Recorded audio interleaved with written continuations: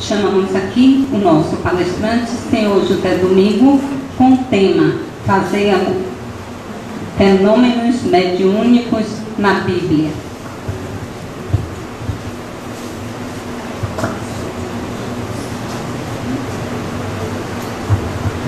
Boa noite, meus amigos. É com alegria que a gente está aqui mais uma vez para a conversa desta tarde, onde trataremos dos fenômenos mediúnicos na Bíblia. A Bíblia é uma grande fonte de pesquisa dos fenômenos mediúnicos. Evidentemente que nós temos aqui apenas uma hora e trataremos apenas de alguns, porque para tratar de todos os fenômenos mediúnicos da Bíblia nós precisaríamos um curso de 1 ano no mínimo. Então selecionamos alguns e vamos começar lembrando que os fenômenos mediúnicos, eles começaram a existir nos albores da humanidade. O que diferencia a nós espíritas em relação aos fenômenos mediúnicos é a explicação que nós temos para eles, a compreensão que temos dos fenômenos mediúnicos. Na Bíblia, eles são descritos ainda com muita magia, uma coisa sobrenatural. O que Kardec veio tirar este misticismo todo através do livro dos médiuns. De modo que, depois de conversarmos sobre esses fenômenos mediúnicos, é bom olhar os fenômenos mediúnicos à luz da doutrina espírita, lendo o livro dos médiuns para poder entender como eles acontecem, qual é o mecanismo pelo qual eles se processam. E vamos então começar pelo conceito de médium. O que a Bíblia nos diz que é um médium? Que é a mesma coisa que Kardec nos fala, que o médium é um intermediário entre o mundo físico e o mundo espiritual. No segundo livro de Reis, capítulo 17, versículo 13, está escrito: observai meus mandamentos que vos transmiti através de meus servos, os profetas. Deus então não falou diretamente com ninguém, ele usou intermediários para trazer uma mensagem do mundo espiritual para quem está no mundo físico. Portanto, aí nós temos com muita clareza a definição, o conceito de médium, que é igual ao conceito que nós temos na doutrina espírita. No livro do Deuteronômio 5:27, o povo disse a Moisés: tu repetirás tudo que o Senhor te disser, e nós o escutaremos e poremos em prática.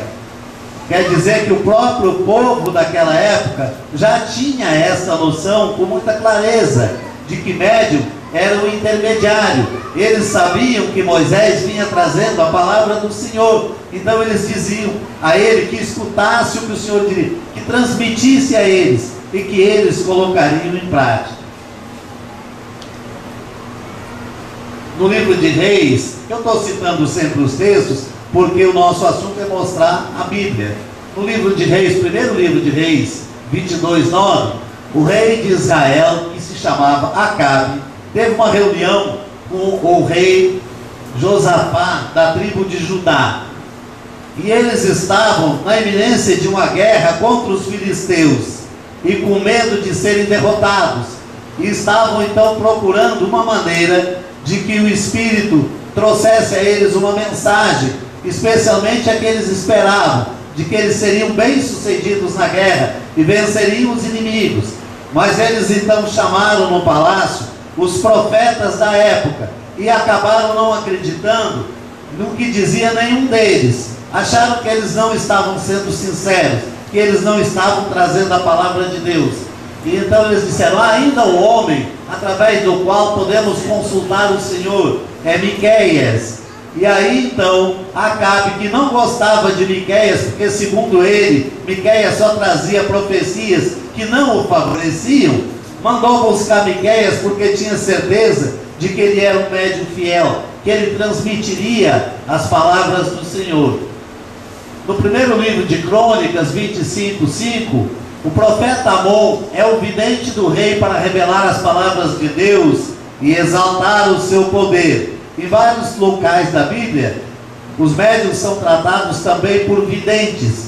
Mais tarde eles passam a se chamar de profetas. No Êxodo 4:10, Moisés diz a Deus que não tem o dom da palavra, que tem a boca e a língua pesadas, e por isso não pode ir lá libertar o povo do Egito, do jugo dos faraós. E Deus então lhe concede um médium, um intermediário, que é Arão, seu irmão. Então Deus diz a ele: você vai falar e ele vai ser o seu profeta, o seu médium, o seu intermediário. Ele então vai transmitir o seu recado aos faraós. Mais uma vez nós vemos com muita precisão o conceito de médium, que é sempre um intermediário. No primeiro livro de Samuel 9:9, antigamente em Israel, todos os que iam consultar Yahvé assim diziam: vamos ter com o vidente, porque aquele que hoje se chama profeta se chamava outrora vidente. O nome vai mudando, mas o fato é o mesmo. E a Bíblia tem em centenas de outros locais a mesma definição, o mesmo conceito, com a mesma evolução, falando do conceito que nós temos de médium. Agora vocês imaginam o seguinte: se o médium é um intermediário entre o mundo físico e o mundo espiritual, no conceito bíblico ele vai trazer a palavra de Deus. Então quem colocava os reis e quem tirava os reis do trono eram os médiuns. Em vários locais da Bíblia nós vemos passagens onde os médiuns pegam lá o chifre do carneiro com óleo dentro e saíam e ungiam um determinado rei. Fizeram assim com Saul, fizeram assim com Davi. O médium é que colocava o rei e tirava o rei. Portanto, o médium era uma pessoa de um poder extremo, superior ao poder dos reis. Imaginem então quantas pessoas que não tinham mediunidade desejavam tê-la ou fingir tê-la para poder usufruir das benesses, dessa fama, desse poder, do que poderiam obter materialmente em função disso. Então muitas pessoas vão se fingir de médium, vão fingir que estão transmitindo a palavra de Deus. E a Bíblia já nos traz um alerta sério sobre isso que ia acontecer. Na primeira epístola de João, capítulo 4:5, muitos profetas de mentira espalharam-se pelo mundo, buscando exatamente poder, fama, dinheiro, cargos, benefícios para seus familiares, cheios de poder, achando que o médium é muito próximo de Deus, é um homem melhor do que os outros. Mal sabe que quem quiser ser o maior, torne-se o menor e esteja sempre a serviço de seus irmãos, conforme preconizou nosso Senhor Jesus Cristo. O profeta Jeremias, capítulo 23, 16-33, não escuteis as palavras dos profetas que vos enganam. Eles divulgam as visões dos seus corações. Eles lhe falavam e não profetizavam de suas cabeças. Eles profetizavam de suas cabeças. Até quando esta imaginação estará no coração dos profetas que profetizam a mentira?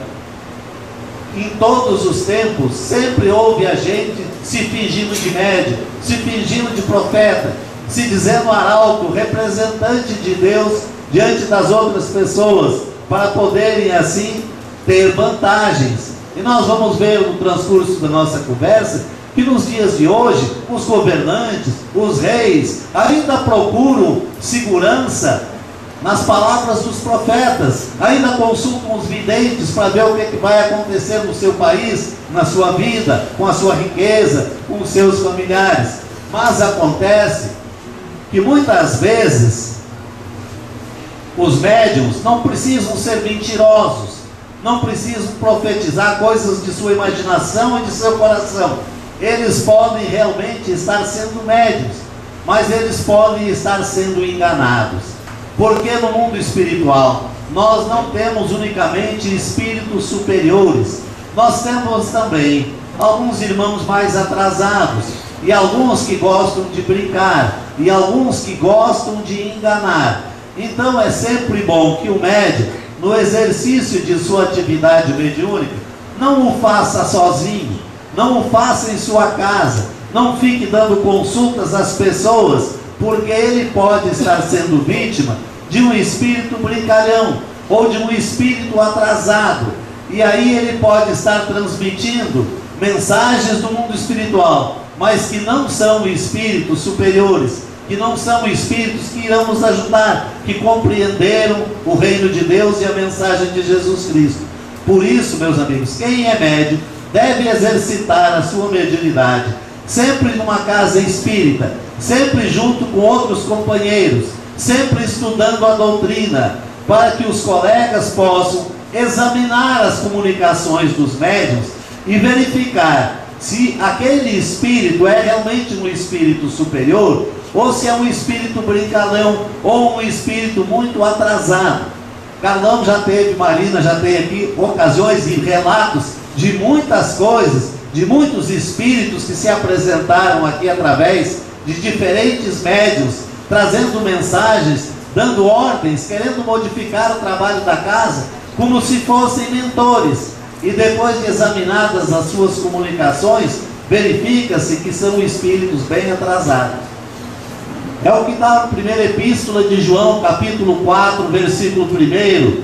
Caríssimos, não deis crédito a qualquer espírito, mas examinai os espíritos, para ver se eles são de Deus. Então, não é só falsos médiuns que trazem notícias não muito boas, ou comunicações que vão nos prejudicar. Há médiuns verdadeiros, mas que são prisioneiros ou possessos por espíritos brincalhões, por espíritos muito atrasados, e aí não vão nos trazer a mensagem de que nós necessitamos. Por isso, a grande necessidade de se exercitar, praticar a mediunidade, juntamente com um grupo de colegas, examinando, analisando com lógica as mensagens dos espíritos superiores não são rebuscadas, não são feitas através de uma terminologia complicada, elas são muito simples, elas trazem a ideia principal sempre, elas não são prolixas, são fáceis de a gente entender e tem muita profundidade. Então, meus amigos, este alerta já está lá na Bíblia, e depois Kardec vai nos trazer nos livros dos médiuns sempre este ensinamento, que esta casa ensina e pratica e exercita com muita atenção e com muita responsabilidade, examinando cada uma das manifestações mediúnicas, para ver se os espíritos são de Deus. A Bíblia também nos fala do transe mediúnico. O transe é aquele estado em que nós ampliamos a nossa consciência. Nós tiramos o foco da nossa consciência para a realidade em que estamos agora, neste momento. E muitas coisas que estão ao nosso redor, nós deixamos de perceber, para perceber o que está na nossa consciência mais profunda, no nosso inconsciente e muitas vezes no mundo espiritual. O transe é sempre uma expansão da alma, um aumento da nossa capacidade de perceber outras realidades. Houve um grande pensador francês, Eugène Albert de Rochat, que escreveu centenas de livros. Ele era engenheiro militar, coronel do exército da França. Escreveu um livro sobre a levitação, escreveu um livro sobre a exteriorização da sensibilidade. E quando fez as pesquisas mediúnicas de Eusapia Paladino, a maior médium que nós já tivemos na Itália até os dias de hoje, ele escreveu outro livro, A Exteriorização da Motricidade. Escrevia também vários artigos em muitas revistas científicas, e escrevia sobre o transe mediúnico, sobre o transe hipnótico. Foi um dos grandes da parapsicologia.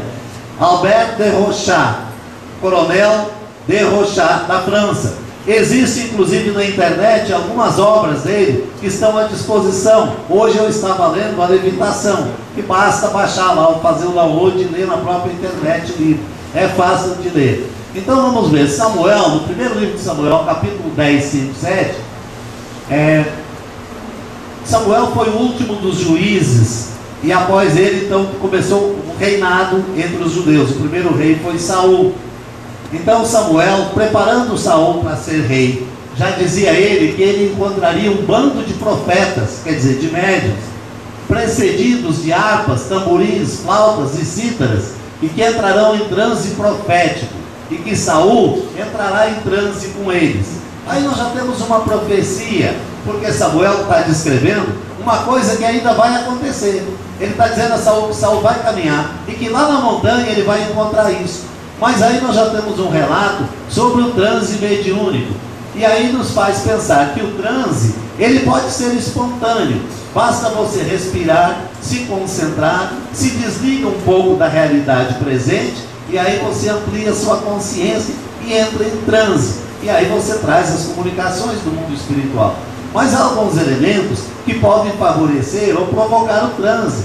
Podem ser drogas, podem ser músicas, podem ser danças. Há uma série de outras coisas que funcionam como catalisadores, como gatilhos, para que aconteça o transe do mundo espiritual. Nós sabemos que, por exemplo, entre os nossos irmãos afrodescendentes, o transe é muito provocado pelo toque dos atabaques, dos tambores. E naquela época não tinha só os tamborins, tinha flautas, cítaras, harpas, e um bocado de música aí explicando como é que já se provocava, se ajudava a entrar em transe mediúnico. No primeiro livro de Reis, 22:10, o rei de Israel e o rei de Judá, que nós já vimos que era Acabe e Josafá anteriormente, sentaram-se em seus tronos, e todos os profetas entraram em transe para profetizar diante deles. Mais uma vez a Bíblia nos explica que os médiuns, para trazer as mensagens do mundo espiritual, eles precisam entrar em transe mediúnico.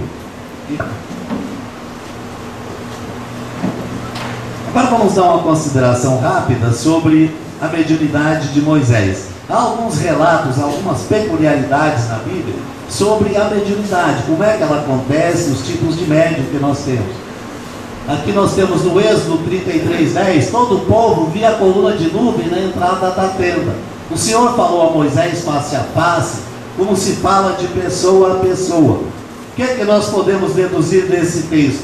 Que havia uma tenda, um acampamento, Moisés estava lá, e o povo então viu uma coluna de nuvem, quer dizer, o ectoplasma do médium, formando uma coluna vaporosa, que eles interpretavam e descreviam como nuvens. E então o espírito se materializou, aparecia como se fosse uma pessoa viva. Não é eu ouvi na minha cabeça, eu sonhei, eu pensei. Ele falava com o espírito face a face, como se fala de uma pessoa para outra pessoa. E como é que nós sabemos que houve aí uma materialização? Pelo ectoplasma, porque o povo narra na Bíblia que houve uma coluna de nuvem. É este o fenômeno que sempre acontece nas materializações. Alguns médiuns entram em transe mediúnico, doam o ectoplasma, que é um elemento vaporoso, como se fosse uma fumaça, uma nuvem, e a partir daí então vai se formando a materialização, que nós vamos estudar mais adiante. No livro de Números 12:6-8, se há entre vós um profeta, é numa visão que eu, o Senhor, me dou a conhecer a ele, e num sonho que lhe falo. Olha como é que a Bíblia diz que a maioria dos profetas funcionava, dos médiuns funcionavam. Eles recebiam as mensagens através das visões e dos sonhos. Eles não tinham as materializações. Eles não conversavam com os espíritos como se conversa com uma pessoa encarnada. Assim não se dá com meu servo Moisés. Falo-lhe de viva voz, deixando-me ver, e não em linguagem cifrada.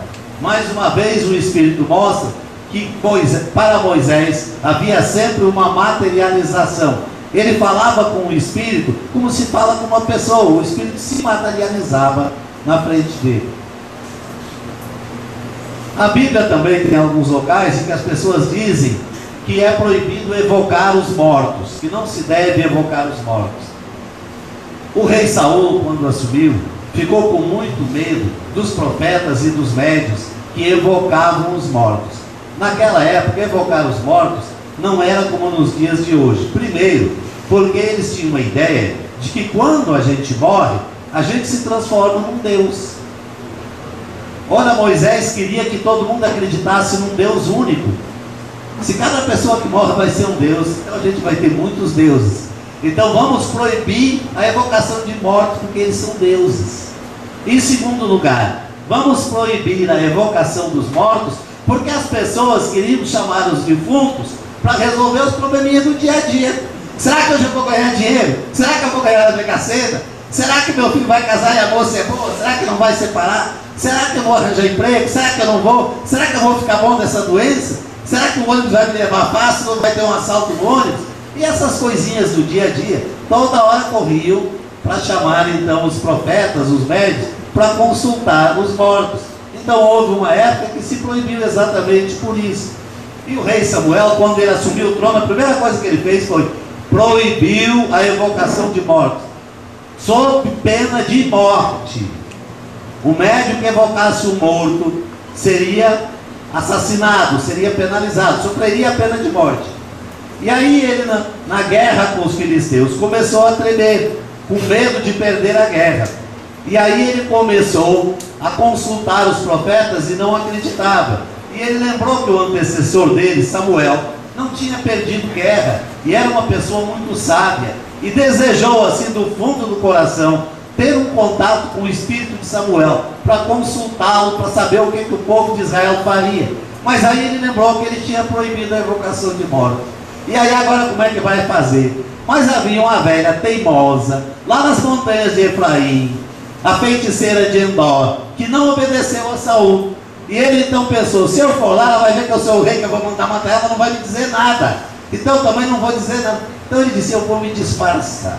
Se vestiu de mendigo, mandou fazer uma maquiagem bem pesada, e entrou lá na tenda da feiticeira de Endor, e pediu que ela invocasse o espírito de Samuel. E ela então disse, eu não posso fazer isso, porque nosso rei proibiu. Lá ela sabia quem era aquele mendigo, se era o espião do rei ou não. Mas aí de repente o espírito de Samuel se deixou visível.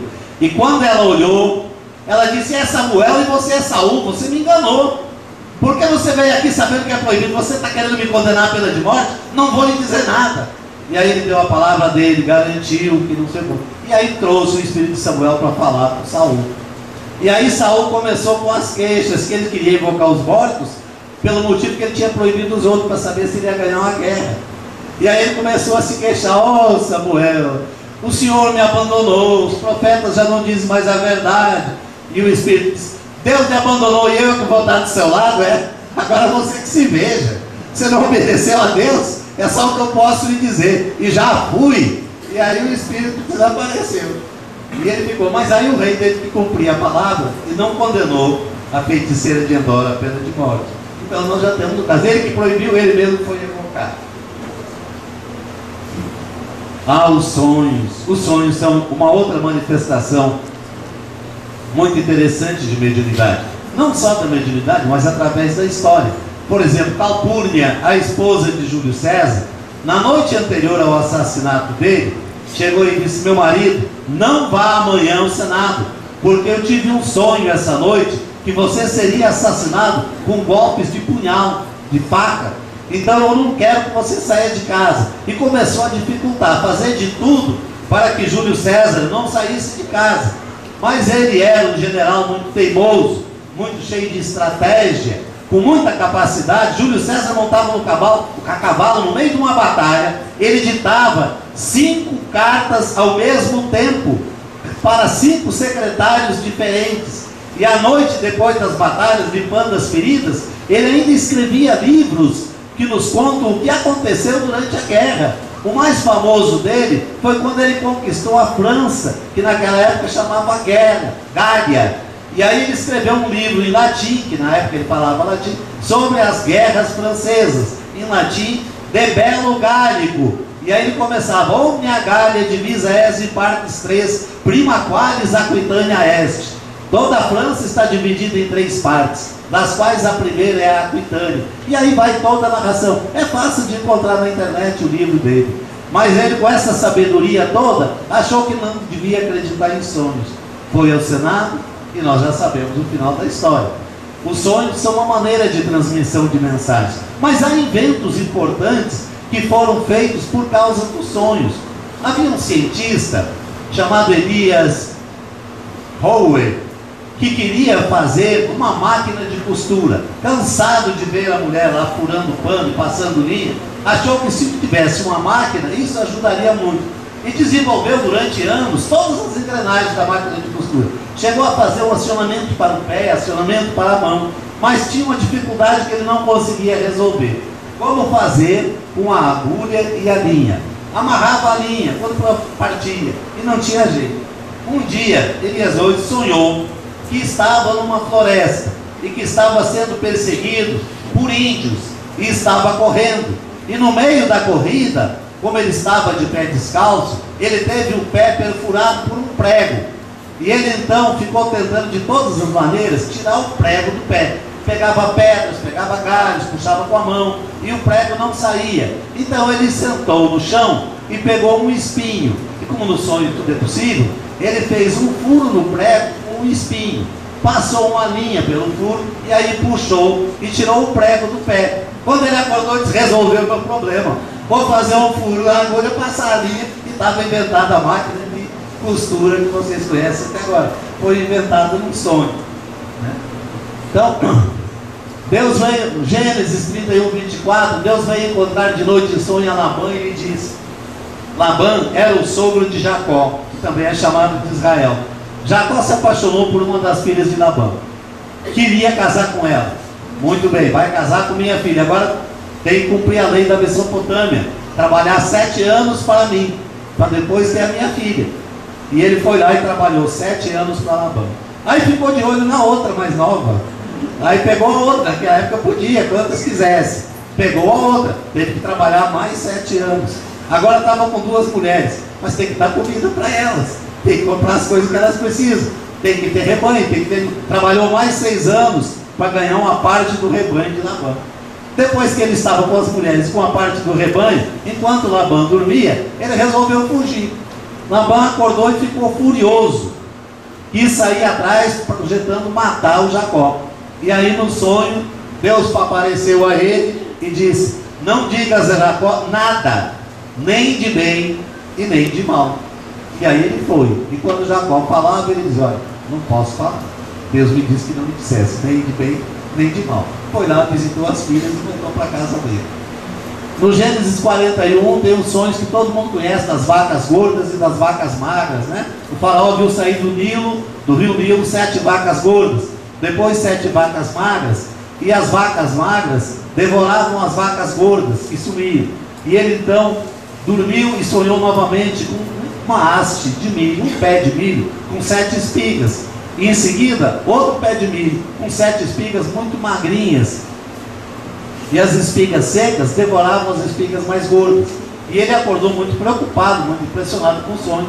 Mandou chamar os profetas, os velhos daquela época, para entender o que esse sonho queria significar. E aí até que ninguém dava resposta, foram chamar José do Egito. E ele explicou: as vacas gordas são 7 anos de fartura.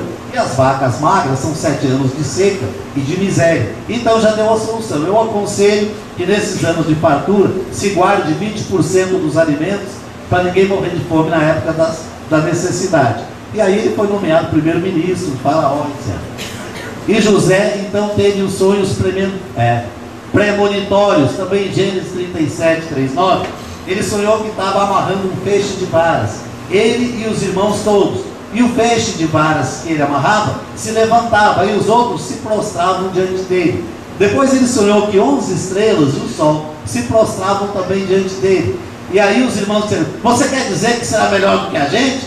Pagaram o cara, pensaram até em matar, mas ficaram com medo, venderam como escravo.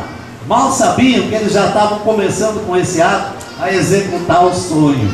E José ia para o Egito para mandar neles. Né? Primeiro livro dos Reis 3:5, o Senhor apareceu em sonho a Salomão e lhe diz: pede, o que te posso dar? O rei Salomão foi o mais sábio de todos os reis. Era filho do rei Davi. Quando o pai dele faleceu, ele tinha apenas 23 anos. E ficou pensando: vai, agora o que é que eu vou fazer? Eu vou ser rei. Eu sou um jovem, inexperiente, eu não sei fazer nada. Como é que eu vou administrar? Como é que vai ser a vida do meu povo? Será que eu vou ser justo? Será que eu vou fazer a bondade? Será que eu vou trazer progresso para o meu povo? E aí ele se pôs a orar, a pedir a Deus, que a única coisa que ele queria era que Deus lhe desse sabedoria para que ele pudesse então governar com justiça. E aí no sonho o Senhor aparece e diz: bom, se é isso que você está pedindo, eu vou te fazer o rei mais sábio dos judeus. Aqui tem um negócio interessante até para a Marina: tratamento de desobsessão com música. Com música, não precisa doutrinador não. Música. O espírito do Senhor se retirou de Saul e o espírito maligno passou a atormentá-lo. Davi tocava a cítara e o espírito saiu de Saul. A briga entre Saul e Davi era muito grande, porque os profetas queriam que o rei fosse Davi, mas Saul não queria entregar. E aí ele ficou possesso por um espírito que ficava cozinhando no ouvido dele: vai lá e mate Davi, porque Davi vai ser rei, vai ocupar seu trono. E aí o espírito tomou conta dele. Quando ele percebeu, ele já estava completamente dominado, e aí ele precisou de Davi. E Davi então chegava, tocava sua cítara, ele saía de sintonia, o espírito ia embora. Acabava a música, no dia seguinte o espírito: oba, está aí de novo, deixa eu voltar. E assim fazia, né? Então nós temos um caso de obsessão aí na Bíblia. Bom, essa conversa toda é para a gente começar a conversar agora, né? Nossa palestra tá rindo, é agora, vamos conversar. Não sei se a gente termina meia-noite, mas vamos conversar. Então nós vamos ver alguns fenômenos mediúnicos, que é a psicofonia, a voz direta, a escrita direta, visões e aparições, cura, efeitos físicos e as profecias. A psicofonia, o espírito fala através do médium, que pode estar consciente ou inconsciente. Inconsciente é de uma maneira mais rara, é o que vocês veem lá na sala mediúnica, né? Os espíritos falando através dos médiuns. Isso se chama tecnicamente de psicofonia, mas não serve só para ser esse fenômeno ocorrer na sala mediúnica. A rainha Vitória da Inglaterra teve 9 filhos, 42 netos. Foi chamada a vovó da Europa. O reinado dela durou 63 anos. Mas em 1861, o marido, que era primo, Albert, faleceu. E na realidade, ela governava repetindo os conselhos dele. Quando o marido morreu, ela coçou a cabeça: meu Deus, e agora o que eu faço? Quem vai me orientar aqui agora? Mas aí ela teve uma ideia. Ela ouviu falar de um cidadão que era médium de psicofonia, que deixava os espíritos a falar através dele, John Brown.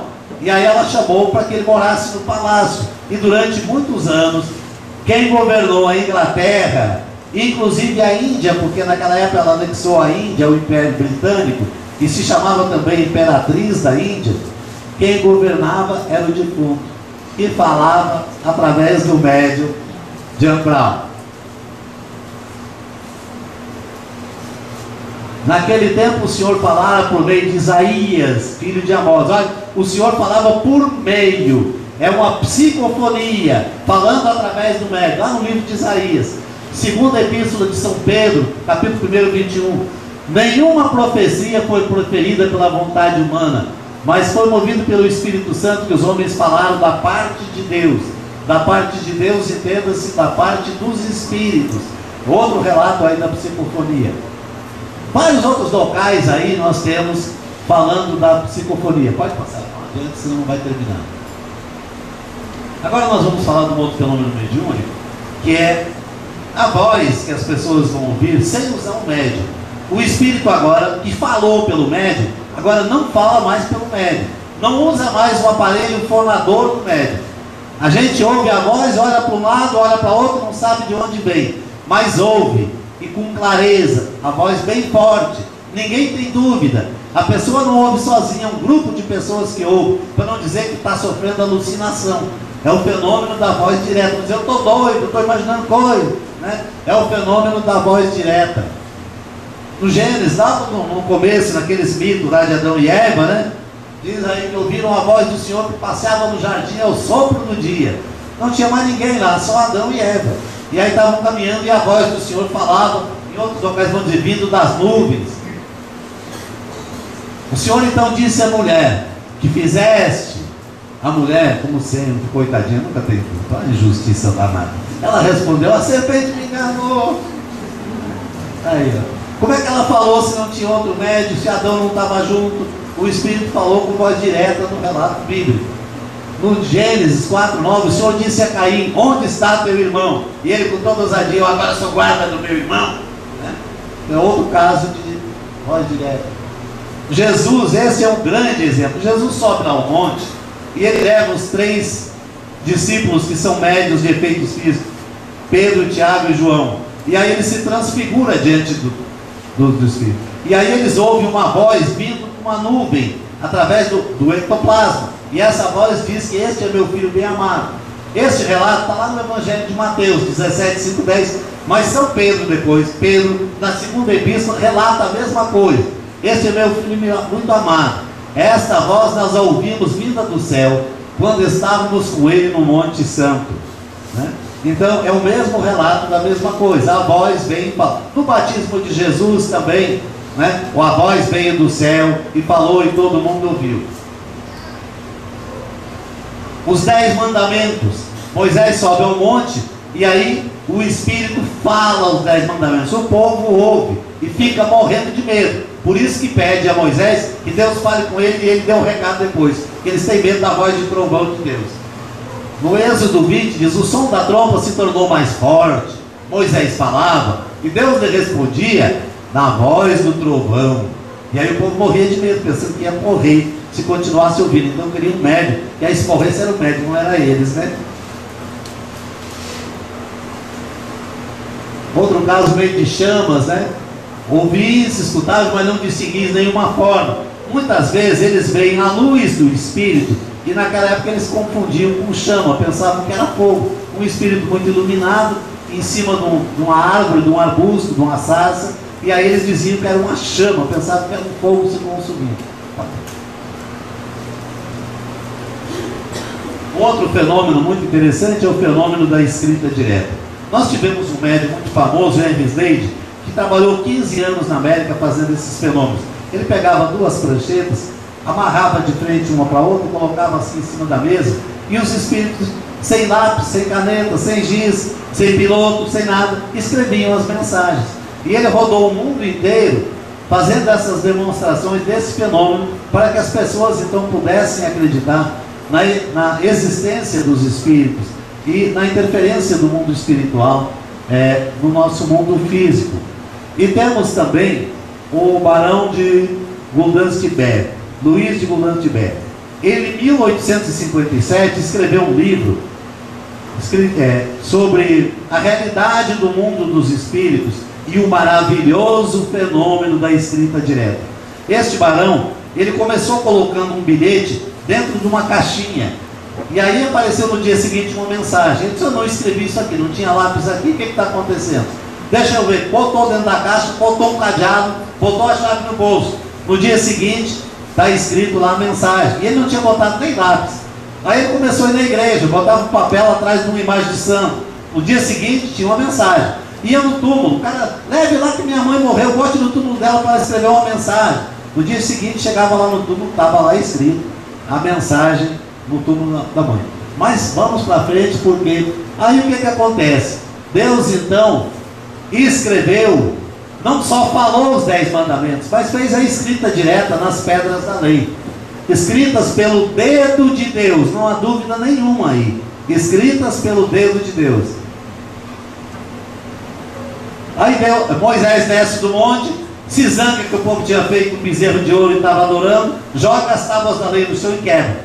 Aí Deus fica lá com paciência e diz: olha, talha mais 2 pedras iguais às primeiras, escreverei sobre elas as mesmas palavras que escrevi sobre as primeiras, que tu quebraste.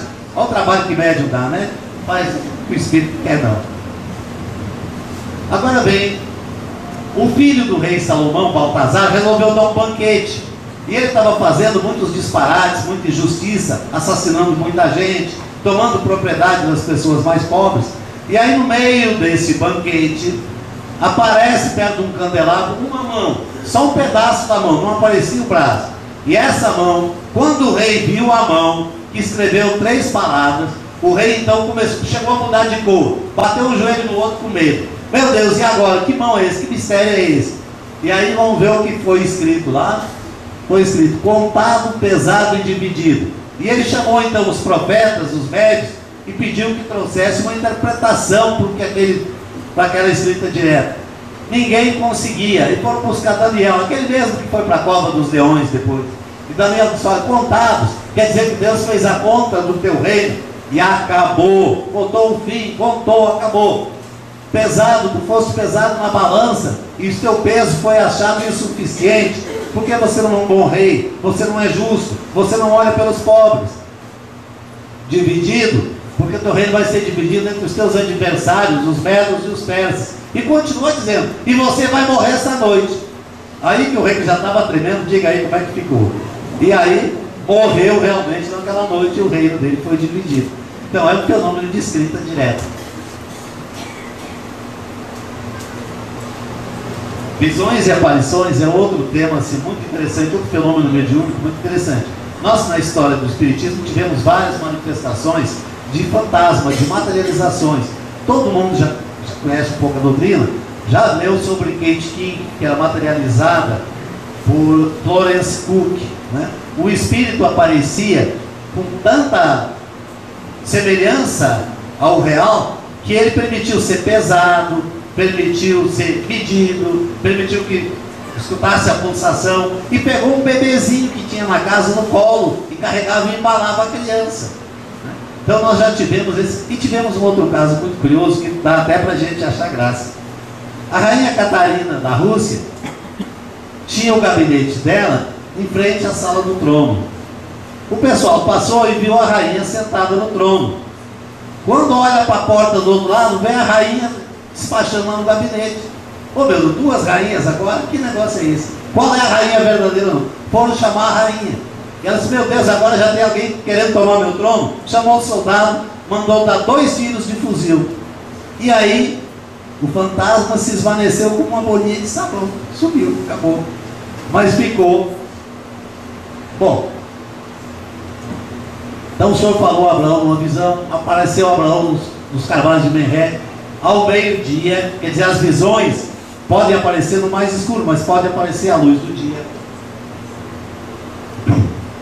Agar era uma escrava de Sara ou Sarai, que era a mulher de Abraão. Ela não tinha filhos, disse ao marido que se deitasse com a escrava para ter filho. Quando a criança nasceu, ela começou a ficar com ciúme e expulsou a escrava. A escrava foi para o deserto, quase morrendo de sede e de fome.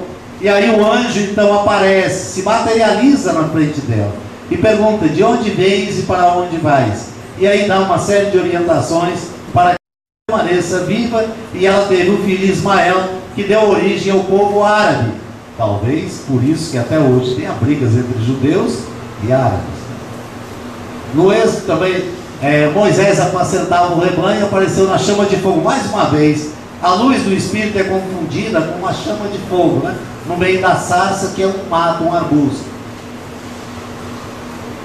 Esse texto é interessante. Alguns eles falam que o personagem é Biliam, outros falam que é Balaão, né? Ele vai montado lá na jumenta, a jumenta se nega a ir para frente, ele bate nela, por 3 vezes acontece a mesma coisa, até que ele vê o Espírito. Aí ele tem a visão. E o anjo do Senhor, quer dizer, o Espírito, apareceu a Gideon e disse: o Senhor está contigo, valente guerreiro. Ele percebeu, pensou que fosse uma pessoa, depois ele foi ver que era um anjo, que era a maneira como se falava de Espírito, né? Havia uma mulher estéril, e o anjo apareceu a ela e disse: olha, você vai ter um filho, apesar de sua idade avançada. Mas ela pensou que fosse uma pessoa normal. Saiu dali correndo e foi chamar o marido. E disse: ô meu marido, olha, lá em casa chegou um cara que disse que a gente vai ter um filho, mas eu já estou muito velho, eu queria que você fosse lá conversar com ele. Quando o marido chegou, o homem já tinha sumido, mas ele tinha dito que voltaria. Aí 1 semana depois, o homem, quer dizer, o Espírito, voltou, se materializou e ficou o dia inteiro conversando com eles. Eles confundiram o Espírito com uma pessoa de carne e osso, a ponto que o marido foi lá, pegou um cabrito, matou e queria que o Espírito comesse o cabrito com ele. E o Espírito então teve um trabalho para explicar que o Espírito não come, mas que pegasse a parte dele do cabrito e oferecesse sacrifício no altar, né? E aí nasceu Sansão, o resto da história, né? O Senhor apareceu a Isaac e disse que não fosse para o Egito. Elias já estava desistindo da vida, desistindo de tudo. Aí o anjo, né, vem, aparece, manda que ele levante, coma, etc. Perto de Jericó, Josué então vê um homem com a espada na mão e fica pensando que é um inimigo, vai cortar minha cabeça. E ele estava desarmado. Aí pergunta se era amigo ou inimigo. E ele então diz: tire as sandálias, pois o lugar em que pisas é santo. Não era um soldado, era um espírito, era uma aparição, uma materialização. Agora nós vamos falar de um outro processo muito grande, são as curas. Esse a gente vai falar meio rapidinho. O profeta Elias cura o filho da viúva de Serepta. Ele, depois que o anjo mandou ele caminhar, ele chegou na casa de uma viúva e pediu comida. Ela disse: eu só tenho um pouquinho de farinha, um pouquinho de óleo, não posso dar porque vai faltar comida para meu filho. Aí ele manda: dei em nome do Senhor. Ela então acredita, e teve um tempo em que ele esteve lá, não acabava nunca aquela farinha e aquele óleo. Mas o filho dela acabou ficando doente. Então o profeta, quer dizer o médium, vai lá e faz a cura da criança.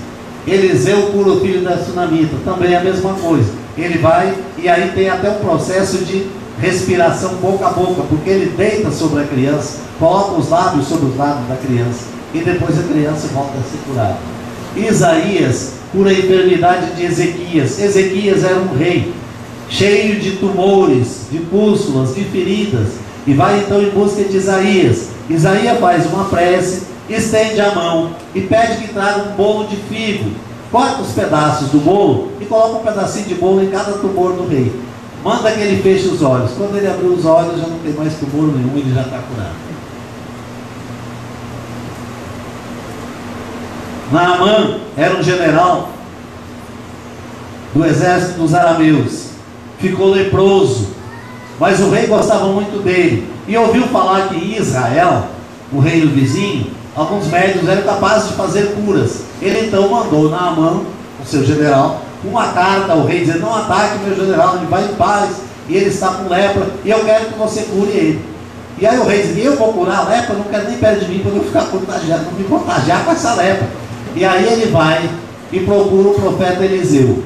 Eliseu então conversa com ele e diz: vai, se jogue 7 vezes no rio Jordão e você vai ficar curado.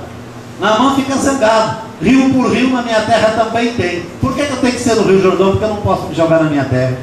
Aí o pessoal diz: rapaz, você não tem alternativa, você está leproso, está doente, vem buscar ajuda e está teimando, se jogue logo aí no rio. E aí ele se jogou. Quando ele saiu do rio, não tinha mais lepra nenhuma.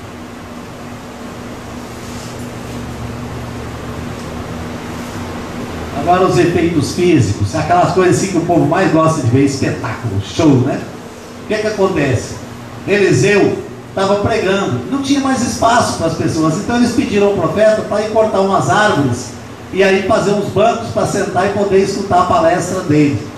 E aí vão para a margem do rio, pegam os machados. Naquela época o machado já era de ferro, e aí estão lá cortando as árvores. De repente um começa a chorar: meu Deus, o machado escapou do cabo e caiu dentro do rio. E o pior, o machado não era meu, era emprestado.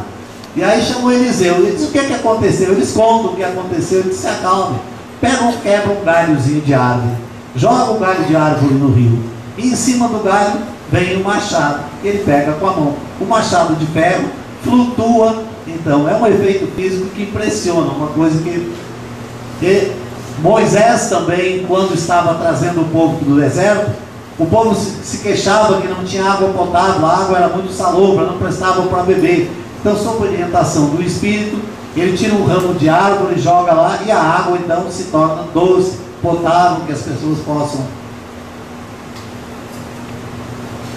Outro caso, que Moisés então fere o rochedo com um cajado, né, com um bastão, e aí da pedra sai a água para beber. Uma briga para saber quem seria o mais importante deles. E aí o Espírito resolveu fazer um grande efeito físico. Mandou pegar de cada tribo de Israel um representante com seu cajado, né, com seu bastão de madeira, já que usava para pastorar as ovelhas, e botar os bastões todos assim no chão. E diz que o escolhido seria aquele que o bastão florescesse, que o bastão desse um broto, desse folhas, desse flor. E aí o que floresceu foi o cajado de Arão, né? Uma coisa surpreendente. Aqui o cara estava em dúvida se acreditava no Espírito ou não. Pega um novelo de lã joga o novelo de lã assim no chão e diz: olha, eu só vou acreditar que você é um espírito, que você tem poder, se nessa noite você fizer cair orvalho só sobre esse novelo de lã. Quando o dia amanhecer, a lã estiver molhadinha e ao redor eu quero tudo sequinho. E aí o espírito fez, que isso para o espírito é brincadeira, né? O profeta Elias, essa aí ele pagou caro. Depois ele veio reencarnado com João Batista e tem que cortar a cabeça dele para ele lembrar o que ele fez. Ele foi lá e ficou zangado com os profetas, os médios lá, que sacrificavam ao deus Baal. Então ele fez o seguinte proposta: vamos dividir aqui dois grupos. De um lado aqui da esquerda, todos os profetas de Baal. Do lado da direita, eu sozinho. A gente vai fazer uma fogueira. Pega um bocado de lenha, vamos fazer uma fogueira aqui, vocês fazem uma fogueira aqui. Vamos pegar um novilho, corta o novilho, joga em cima da fogueira, eu vou fazer a mesma coisa aqui. Agora sabe o que vai acontecer? Vocês vão rezar para Baal acender o fogo, que eu vou rezar para o meu Deus. Quando vocês cansarem, eu vou rezar para o meu Deus e vou acender a fogueira. E os caras ficaram lá o dia inteiro fazendo prece, lamentando, cantando, batendo tambor, e nada do fogo acender. E aí ele, na certeza de que o espírito ia atendê-lo, ainda faz gozação, pega uns baldes de água e joga em cima da lenha da fogueira que ele tinha feito. E aí estende os braços por cima: Senhor Deus de Abraão, de Isaac, de Jacó. E as labaredas sobem aí. Espetáculo bonito, né? As profecias. Pedro anuncia a própria morte. Segundo ele, Jesus tinha dito a ele, né? Jesus já tinha morto na segunda epístola de Pedro. E a profetisa Débora, na montanha de Efraim, prevê a vitória do rei na batalha. Sempre a mesma coisa, né? Os reis querem saber se vão ganhar, vão perder e procuram uns médicos, né? O rei de Araã, que é dos arameus, né, manda consultar Elias para saber se será curado de sua enfermidade.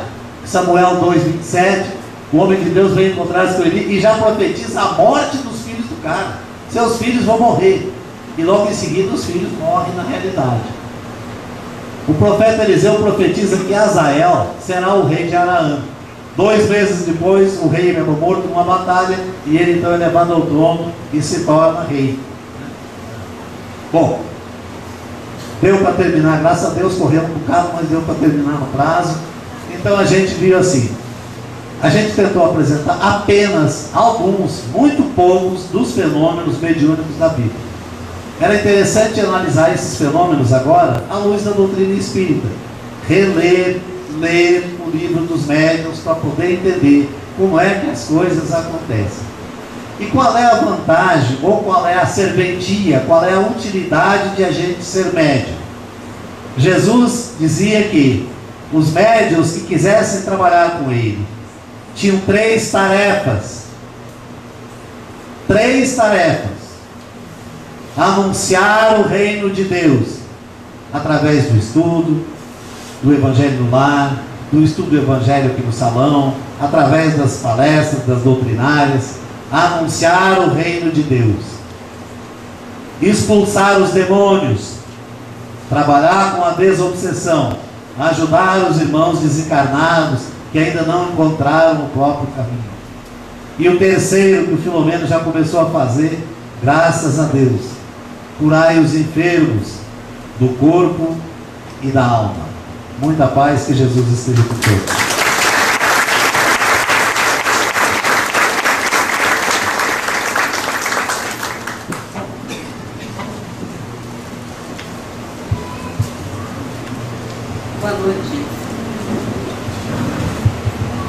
Boa noite a todos. Vamos agora ao nosso sorteio, que hoje são 2 livros: a Codificação, que é o Evangelho segundo o Espiritismo, e o Livro dos Espíritos. Vamos ver quem vai levar esses 2 livros maravilhosos, que é essa obra, a Codificação de Allan Kardec. Seu Domingos, só tira o número, por favor. Deixa eu ver quem vai levar. Número 29. É Cíntia Soares. Quem é Cíntia? A Cíntia, por favor, pega ela. Parabéns, Cíntia.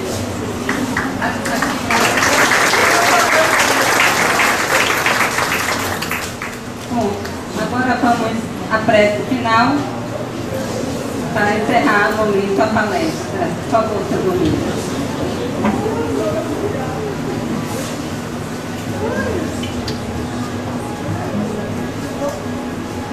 Pai, nesta noite, queremos abrir nosso coração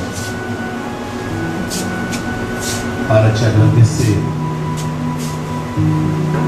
por tantas oportunidades de aprender e de servir que tu nos destes nesta vida. Muito obrigado, Senhor, pelos olhos que podem ver as paisagens bonitas deste planeta, mas podem enxergar também as necessidades dos meus irmãos. Pelos ouvidos que se deliciam com o canto dos pássaros ao alvorecer, e contemplo e escuto a música suave das marés batendo na praia, mas também que não deixam de ouvir os gritos de socorro dos nossos irmãos angustiados e sofredores. Muito obrigado, Senhor, pelas pedras que me conduzem por tantos caminhos do bem, mas que muitas vezes têm me conduzido também por atalhos perigosos. Muito obrigado pelas mãos que apontam o caminho, que acariciam, que constroem, que estudam, que trabalham, mas também que às vezes ameaçam. Muito obrigado, Senhor, pelo lar, pelas pessoas que convivem conosco. É lá certamente, mestre amado, que temos a maior lição de nossas vidas. Escolhemos este lar e estas pessoas, porque elas vão nos dar a oportunidade de aprender as lições que nos são mais necessárias neste mundo.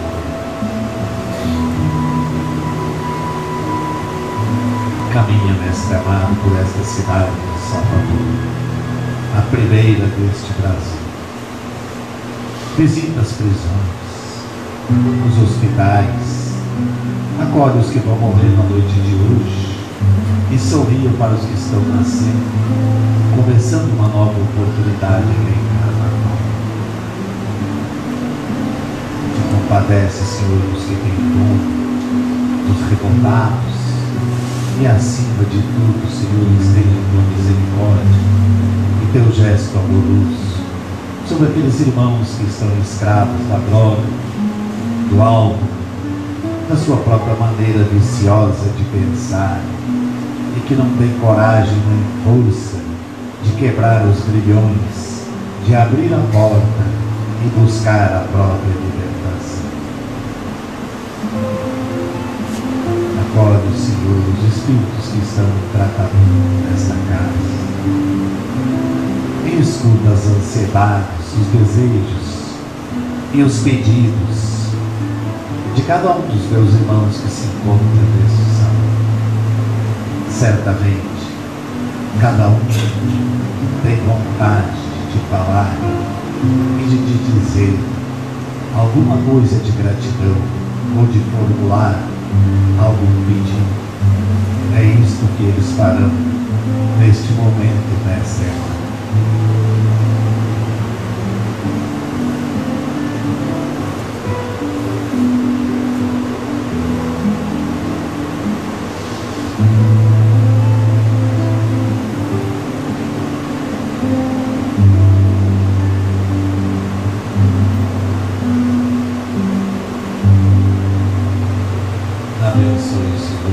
Espiritual desta casa e todos os trabalhadores que aqui vêm com o intuito de ver sorriso nos rostos que antes eram tristes, de trazer esclarecimento aos confusos, de acender a luz da esperança onde havia apenas desespero e de trazer para o teu reino todos os teus filhos.